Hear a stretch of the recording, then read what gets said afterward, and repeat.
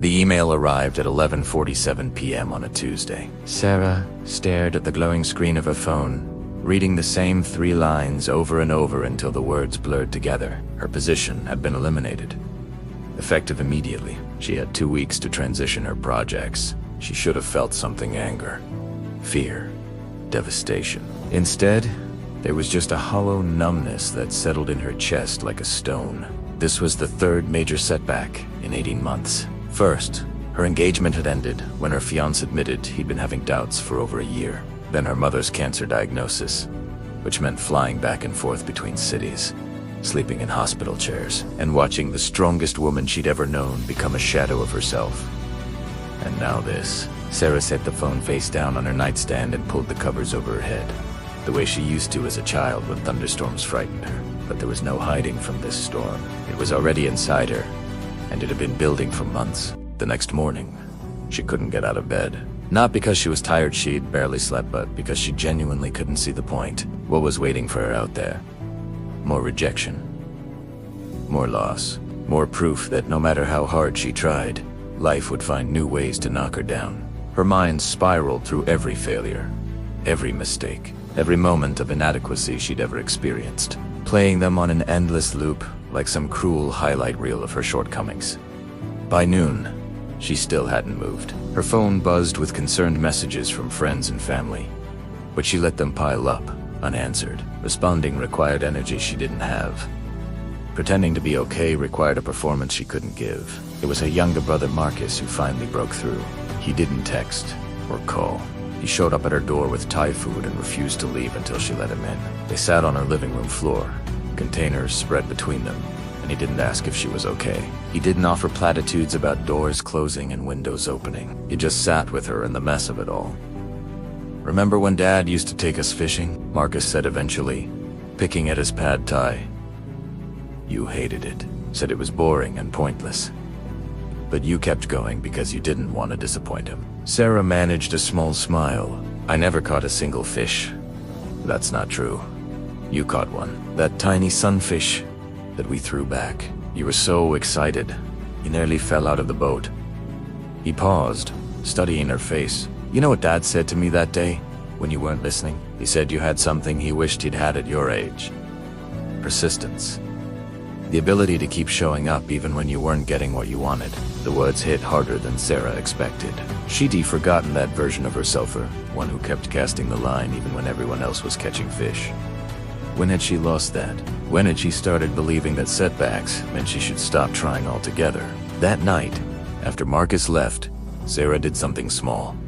She got out of bed and took a shower. It wasn't much, but it was something. The next day, she made breakfast. The day after that, she went for a walk around the block.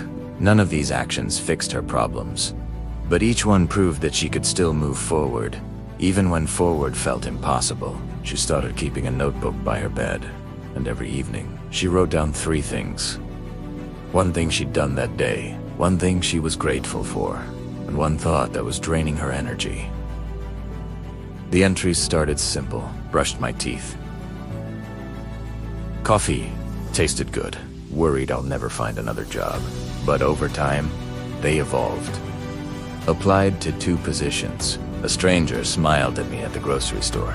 Afraid I'm not resilient enough for this. That last entry stopped her. Was she not resilient enough? Or had she been misunderstanding what resilience actually meant? Sarah had always thought resilience was about bouncing back quickly, about being tough enough that nothing could hurt you. But as the weeks passed and she continued her small daily practices, she realized resilience wasn't about being unbreakable. It was about breaking and choosing to put yourself back together. It was about acknowledging the pain while refusing to let it define your entire story. She started researching emotional intelligence and stress management, not from a place of self-flagellation, but genuine curiosity. What she discovered surprised her. The most resilient people weren't those who never struggled. They were the ones who developed tools to navigate struggle. They learned to recognize their emotional patterns, to sit with discomfort without being consumed by it, to ask for help without seeing it as weakness. Sarah began experimenting. When anxiety crept in that tight-chested, racing heart feeling, instead of fighting it or distracting herself, she would pause and name it. This is anxiety. It's temporary. It's not the truth about my situation, just my body's response to uncertainty. The simple act of labeling the emotion created distance between her and the feeling, making it less overwhelming. She started reaching out to her network, not just for job opportunities, but for genuine connection. Coffee meetings, where she admitted she was struggling. Phone calls with old mentors, where she asked for advice. Each conversation chipped away at the isolation that had been suffocating her. She learned that vulnerability wasn't weakness, it was the foundation of authentic resilience. 2 months after that devastating email, Sarah received a call about a consulting opportunity. It wasn't the prestigious corporate position she'd lost, but it offered flexibility and the chance to work on projects she actually cared about. She accepted, but with a different mindset than before. This job didn't define her worth. It was simply one part of her life, not the center of it. Her mother's health improved gradually. The relationship with her ex remained complicated, but Sarah found peace in accepting that some chapters close without neat resolutions. She still had hard days, mornings when getting out of bed felt like climbing a mountain, afternoons when doubt crept in and whispered that she was fooling herself. But she'd learned something crucial. Resilience wasn't a destination you reached or a trait you either had or didn't have. It was a practice, a daily choice to show up for yourself, even in small ways, to acknowledge your pain without letting it pilot your life, to build tiny habits that create stability when everything else feels uncertain. One evening, nearly 6 months after her lowest point, Sarah found herself at a coffee shop, working on a project she actually enjoyed. Her phone buzzed with a text from Marcus. "Proud of you, sis. You're stronger than you know." She smiled, saving the message, not because she'd arrived at some perfect place where everything was fixed, but because she'd learned that strength wasn't about never falling apart. It was about trusting yourself to rebuild, piece by piece, even when you couldn't see the final picture. It was about understanding that your breaking points could become your building points if you were willing to do the work. The barista called out her order, and as Sarah stood to retrieve it, she caught her reflection in the window. She looked different somehow. Tired? Yes. Changed?